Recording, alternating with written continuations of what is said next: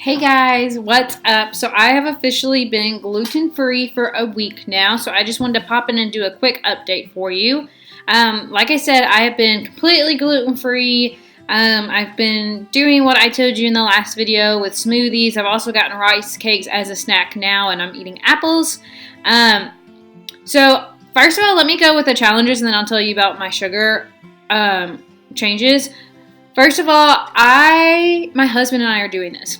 And I didn't realize how much of a struggle it was going to be coming off gluten. In case you don't know, gluten is wheat, basically. And so when you're processing wheat in your body, it's going to break it down like it's a sugar. So you're basically coming off of sugar, so it's withdrawal of sugar. I didn't realize how hard that was going to be.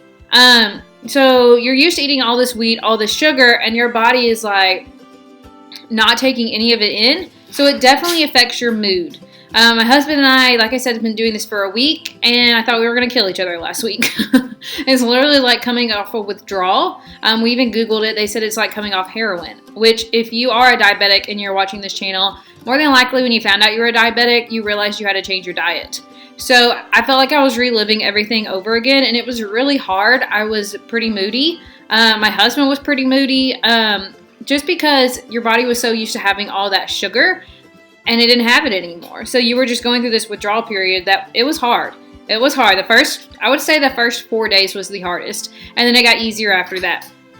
So now that's out of the way, if you do decide to go gluten-free, be prepared to have different changes in your body as far as the sugar intake and, sorry, my computer, and like having issues with your mood, because it will definitely affect your mood. And I also recommend, if you're doing this with a spouse, maybe don't go off at the same time. One person go off 1 week, one person go off the other week. If not, you're literally going to be like, the first few days. But then we got through it. So it gets easier after like the first 3 or 4 days, I promise. So going back to my sugar, which I have my phone right here, I wanted to show you something that I got. So I use the Dexcom Clarity app as well, so I share it with my healthcare provider. And I got this information yesterday. So let me make sure y'all can see it. Nope. Okay, there we go. So, there we go. Dexcom Clarity time and range. Last week, your glucose readings were 94% of the time. 3% increase than the week before. So I will tell you guys, my sugar has been phenomenal. So I did have my sugar go over 200 twice, and I believe it's because I'm eating so late at night. My husband's been getting off a little bit later, so we're eating around 7:30, 7 o'clock, when we used to eat at like 5 or 5:30. Sometimes we still eat around 6 or 6:30, so I think what's happening is I eat at 7 or 7:30, and then I go to bed at like 9:30 or 10, so I'm just laying down, and that sugar's just not having anywhere to go. So when that sugar's not having where to go, more than likely it's going to go up instead of coming down. So I will say it did go over 200 twice. One of the reasons is because I eat ice cream at night, and that was totally on my fault, because I was like, I'm giving myself a reward, because a lot of ice creams do have gluten, but some of them don't. So we had ice cream one night, and then the night before, or the night after that, I don't really know what made it spike. I'm guessing it's just because we ate so late. But other than that, let me just show you my graph.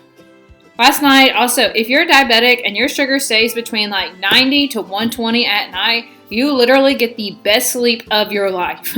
Like, you're in that deep sleep where your body is just like relaxed. When my sugar goes up to 200 or higher, or even like 170, I get really hot in the night, and I can't sleep well. It's because your body's just so messed up.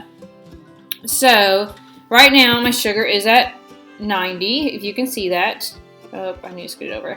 It's at 90. So let me show you my graph just over the past 24 hours, how good my graph has been.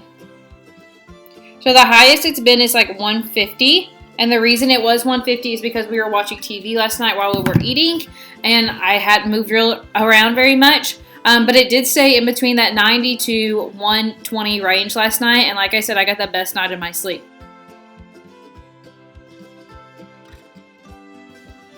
So let's go back to downloading a quick report just to see how the last 7 days have been on the Clarity app. Now, I will say, with my sugar jumping up to 200 twice within the week, it will mess with it. This week, I'm really going to watch it hard and try to eat early every night. This might take a little bit. Hopefully it won't. but I'm gonna try to start eating early, so maybe that'll be a little bit better. Okay, it's gonna take forever to generate. I did generate it this morning just to see if it had changed. It did say my glucose was 120, the normal one, as an average, which I like to get that a little bit lower, but 120 is pretty good. Okay, here we go. Yeah. So if you see that information, the bar is, okay, come on. Nope. Okay, maybe. Okay, it's not gonna happen. So the bar will show you where your sugar has been, and it only shows twice it has went over 200 or 180, and then it'll show you if your bars went over 150. It does say this week for 7 days, since I've been on the 7 days now, my sugars have been in range 93% of the time, when it was down to 89 to 90% of the time. My highs are at a 7%, and then there's no lows. I did decrease my insulin whenever I first started this. I was on 15 units of Traceba, and I was like, okay, now that I'm on a diet, I probably need to go down one. So I did, and then I had to up it again a couple days ago because my sugars just weren't regulating whenever it was 200. So I went back to 15 units of Traceba. If I'm just eating a salad, I don't do any Humalog insulin, just to let you know. So I have decreased my insulin. My sugars have been phenomenal. So now that we are over the worst part of it, like mood-wise, and my body's getting used to it, highly recommend going gluten-free. I don't know if I'll stay gluten-free.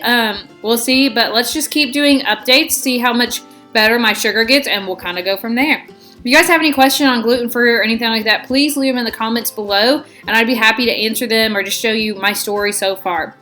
If you like this video, please give it a thumbs up and subscribe. Bye, guys.